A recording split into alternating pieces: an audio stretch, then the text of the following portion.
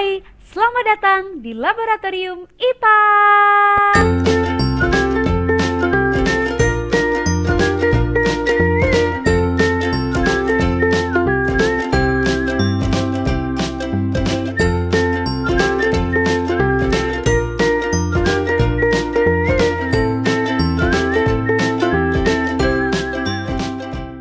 Hari ini kita akan belajar tentang hukum Newton. Jadi, simak dengan baik-baik ya.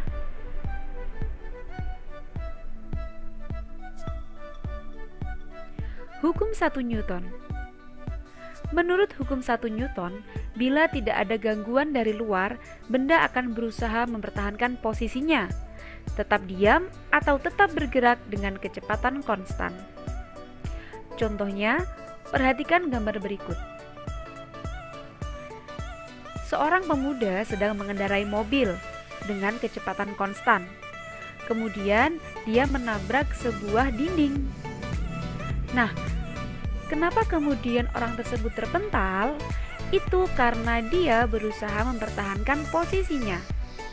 Ingat, hukum 1 Newton mengatakan bahwa benda akan tetap diam atau bergerak dengan kecepatan konstan. Jadi, seseorang tersebut yang awalnya mengendarai mobil dengan kecepatan konstan, kemudian menabrak sebuah dinding, yang terjadi adalah dia terpental karena dia berusaha mempertahankan posisinya, yaitu bergerak.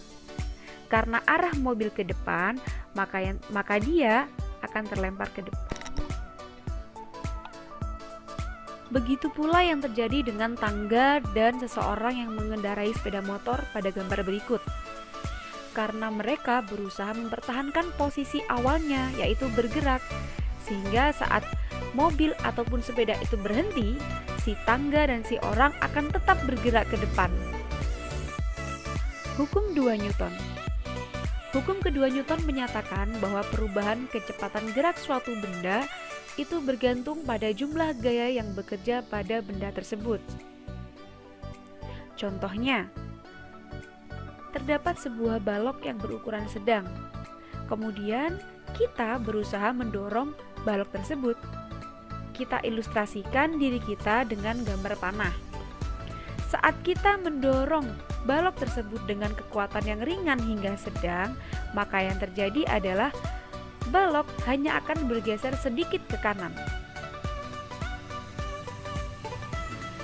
Berbeda lagi saat kita yang diilustrasikan oleh panah mendorong balok dengan kekuatan yang besar, maka yang terjadi balok akan bergeser jauh ke kanan.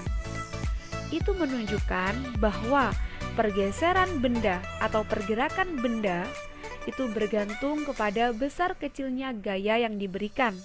Semakin besar gaya, maka pergerakan benda juga akan semakin besar atau jauh.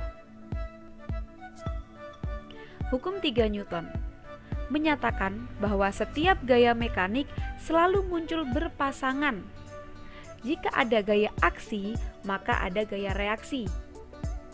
Sifatnya sama besar, namun arahnya berlawanan. Contohnya, saat bola mengenai lantai, bola akan terpantul kembali. Itu menunjukkan adanya gaya aksi-reaksi. Gaya aksi diberikan oleh bola kepada lantai, sedangkan gaya reaksi diberikan oleh lantai kepada bola. Jika bola menghantam lantai dengan gaya yang besar, maka lantai akan mengembalikan gaya bola dalam bentuk pantulan dengan besar yang sama pula. Namun arahnya berlawanan. Jika bola dilemparkan ke bawah, maka lantai akan mengembalikan bola ke atas, sehingga terjadilah sifat pantulan.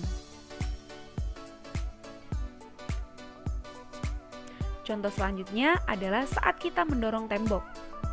Saat kita mendorong tembok, kita memberikan gaya aksi. Sedangkan tembok akan membalas gaya yang kita berikan dengan besar yang sama, sehingga disebut dengan gaya reaksi. Tapi arahnya berlawanan. Bagaimana kita tahu jika tembok memberikan gaya yang berlawanan? Caranya dengan melihat pergerakan yang kita alami. kita mendorong tembok ke depan. Tapi saat kita mendorong, tubuh kita justru akan terpental ke belakang. Nah, itu menunjukkan bahwa gaya aksi yang kita berikan akan dilawan oleh gaya reaksi tembok dengan arah yang berlawanan. Gaya dorong ke depan akan dilawan dengan gaya reaksi ke belakang.